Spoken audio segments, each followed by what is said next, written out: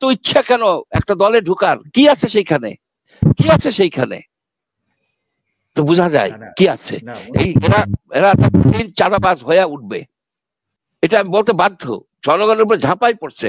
আপনি দেখেন, এই যে আমি তো একটা নদী কমিশনে ছিলাম, আমি জানি যে নদীর অবস্থা কি করতেছে।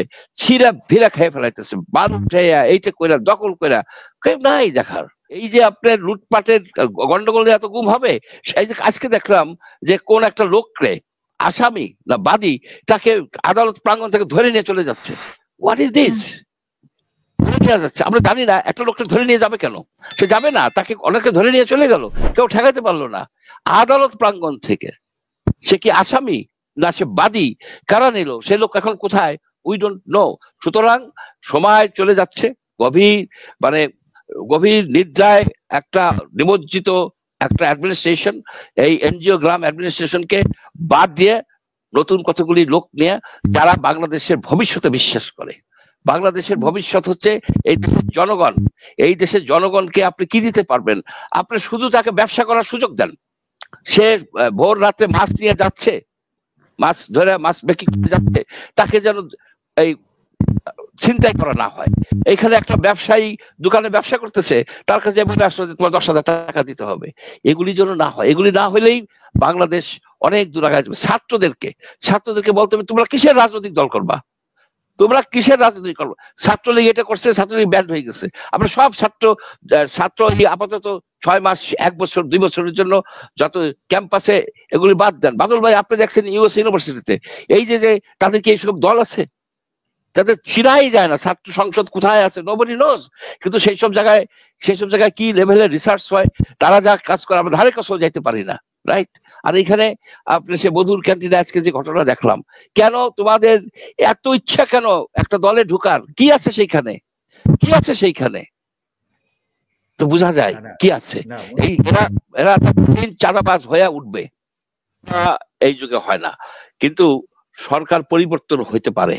আচ্ছা, সামরিক বাহিনীর সহযোগিতায় বললাম, 1। 2 নম্বর হলো, আপনি যদি জরুরি অবস্থা ঘোষণা করে প্রত্যেকটা ডিস্ট্রিক্টে যদি আপনি ট্রাইব্যুনাল গঠন করেন, তার জন্য প্রেসিডেন্সিয়াল অর্ডার নেন বা আইন করেন একটা টেম্পোরারি, এবং এই যে যত বাস্তান গুন্ডা পান্ডা যারা এই যে লুটপাট করছে, জমি দখল করছে, মানে সবাই জানে, আপনি যদি 1050 লোককে জেলের মধ্যে ঢুকাইতে পারেন, আপনি ঠান্ডা হয়ে যাবে। আর যে আর্মিকে এসে মারা ঠান্ডা না। আপনার যদি যত কিছুই বলেন, রাজনৈতিক দলকে আপনি বলতেছেন যে ওরা বলবে কি যে এটা তো আমার লোক না। আপনি বিএনপির লোককে ধরেন, আওয়ামী লীগের লোককে ধরেন, এই জামাতের লোকের কথা শোনা যায় না। কিন্তু টু বি ফেয়ার, জামাতের কথা আমি শুনি নাই যে এখানে যে করতেছে, চাঁদাবাজি করতেছে। সমন্বয়কদের কথা শোনা যায় যে সমন্বয়ক নাম দিয়েই করে। কিন্তু এরা কিন্তু স্বীকার করবে এরা যে এরা আমার লোক, এবং চাঁদাবাজি হয় এটাও স্বীকার করবে না। আপনি চাঁদাবাজি বন্ধ করার জন্য ফার্স্টের কাজ হচ্ছে ইজারা প্রথা আপনি বাতিল করেন। 2000 কোটি টাকা পান। ইজারা প্রথা হচ্ছে চাঁদাবাজ তৈরির হাতে খড়ির ক্ষেত্র।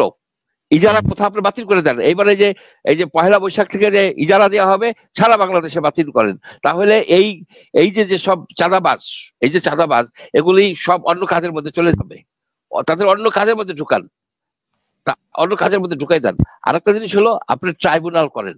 এখন ডক্টর ইউনূসও করতে পারে, কিন্তু সে করবে কি? তাদের যে অ্যাডভাইজারি প্যানেল, সেখানের যে তারা তো এই বিষয়ে চিন্তা করে না।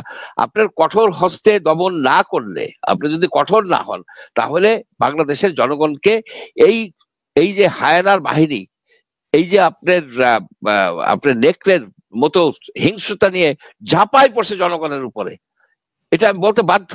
জনগণের উপর ঝাঁপাই পড়ছে। আপনি দেখেন, এই যে আমি তো একটা নদী কমিশনে ছিলাম, আমি জানি যে নদীর অবস্থা কি করতেছে। ছিঁড়া ভিড়া খেয়ে ফেলাইতেছে, বালু উঠাইয়া এইটা কইরা দখল কইরা, কেউ নাই দেখার। এখানে সব এলোমেলো হয়ে গেছে। আবার এটাকে শক্ত হাতে রেজিস্টার করতে হবে।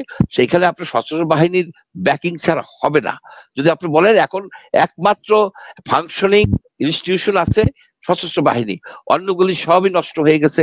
আপনি দেদারসে মিড লেভেলের অফিসার ডিসিদেরকে আপনি ফায়ার করে দিচ্ছেন। ডিসিদের তো এই যে তারা অনেক জায়গায় তো আপনার ইলেকশনই হয় নাই, তাদেরকে আপনি ফায়ার করতেছেন। এই firing is not the solution.